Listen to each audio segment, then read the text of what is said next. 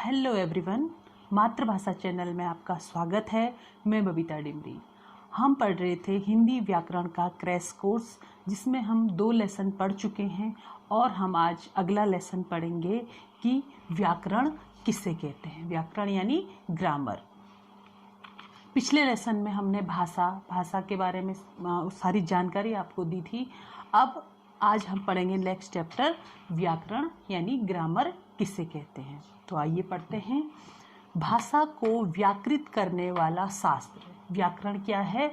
भाषा को व्याकृत अर्थात शुद्ध करने वाला शास्त्र है। अर्थात व्याकरण के बिना हम भाषा को शुद्ध रूप में नहीं जान सकते हैं, या यूं कहें कि व्याकरण के द्वारा ही भाषा शुद्ध रूप में बोली, लिखी और समझी जा सकती है।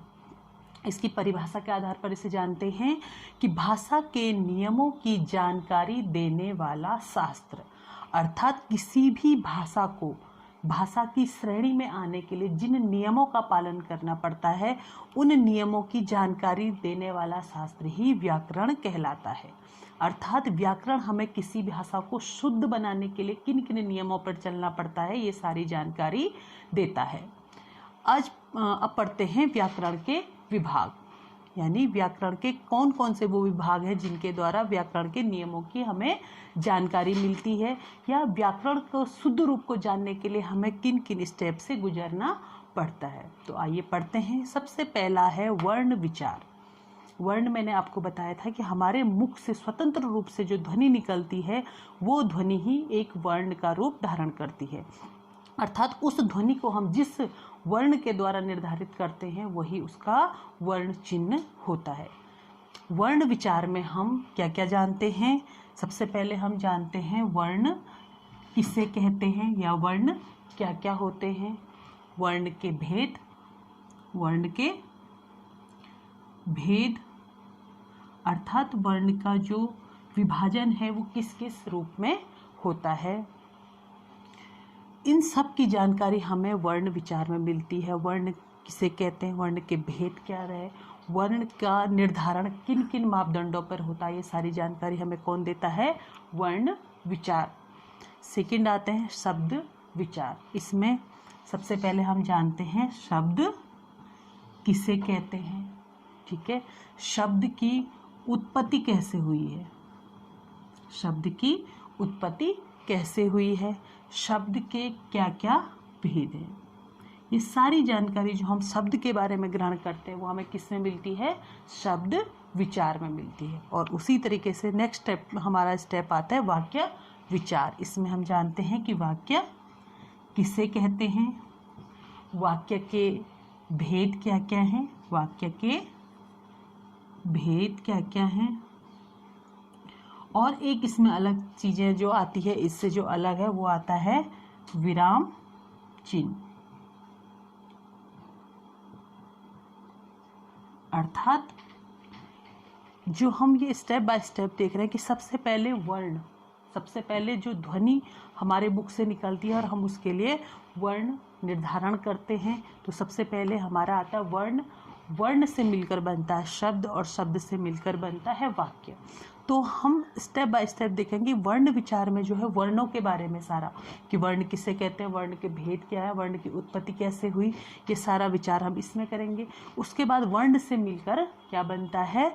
शब्द बनता है, और इन शब्द के बारे में हम जानेंगे कि शब्द की उत्पत्ति कैसे हुई, शब्द कैसे बनते हैं, शब्द के क्या क्या भेद हैं। यानी हमने शब्द को कितने आधार पर बांटा हुआ है। उत्पत्ति के आधार पर शब्द अलग हैं, रचना के आधार पर शब्द अलग हैं। तो इसमें शब्दों का सारा क्या किया जाएगा? विचार किया जाएगा। और जब वर्ण से शब्द बनते हैं और शब्द के बाद जब हमारे वाक्य बनेंगे, तो उस वाक्य के क्या क्या भेद हैं, वो वाक्य कैसे बनता है, उस वाक्य का निर्धारण कैसे किया जाता है, और वाक्य को बनाने के बाद उसमें विराम चिन्ह का जो बहुत महत्वपूर्ण स्थान होता है कि विराम चिन्ह वाक्य में किस किस स्थान पर लगाया जाता है।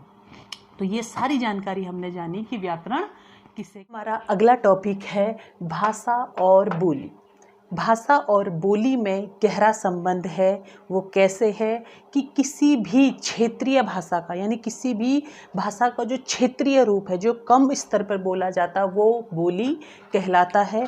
और वही जब विस्तृत होकर किसी साहित्य में जिसकी रचना होने लग जाती है, वो भाषा कहलाती है। अर्थात एक क्षेत्रीय रूप, यानी एक सीमित क्षेत्र में बोली जाने वाली क्या कहलाती है?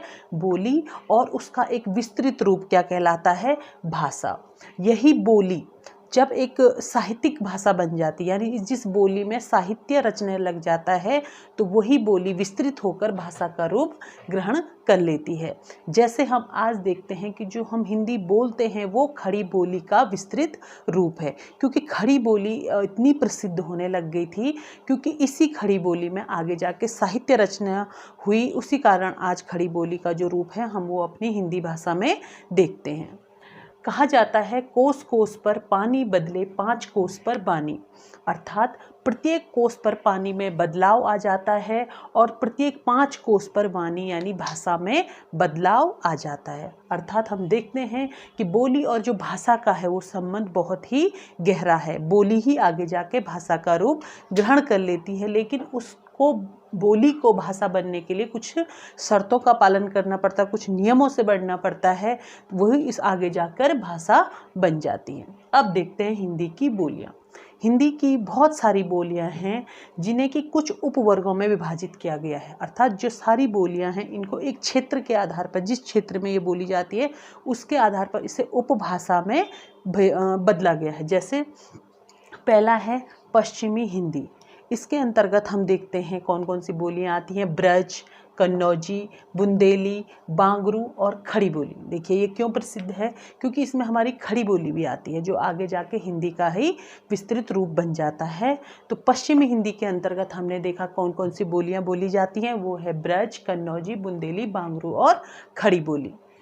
दूसरा है पूर्वी हिंदी। इसके अंतर्गत देखिए अवधी, बघेली और छत्तीसगढ़ी। क्या क्या बोले जाते हैं? अवधी, बघेली और छत्तीसगढ़ी। तीसरा है राजस्थानी। इसके अंतर्गत मेवाती, मारवाड़ी और मेवाड़ी। चौथा है बिहारी। बिहारी उपभाषा वर्ग के अंतर्गत कौन कौन सी बोलियां बोली जाती हैं? मैथिली, मगही और भोजपुरी। उसके बाद है पहाड़ी।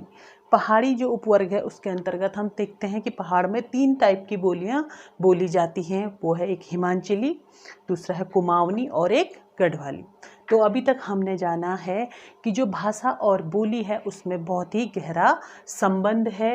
हिंदी की जो प्रमुख बोलियां हैं उनको कुछ उपवर्गों में विभाजित किया गया है और इन क्षेत्र के अंतर्गत, इस उपवर्ग के अंतर्गत इन बोलियों का विभाजन किया गया है।